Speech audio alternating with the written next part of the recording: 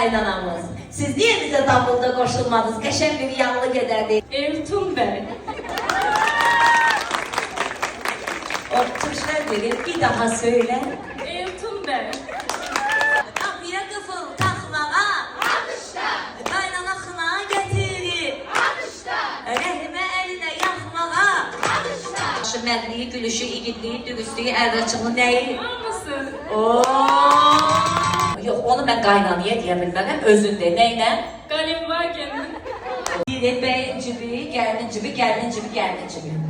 Bismillah deyə düyülərin hamısını səbəy qızlar, almışlar qızlar. O vucman götür deyə, ona maşallah.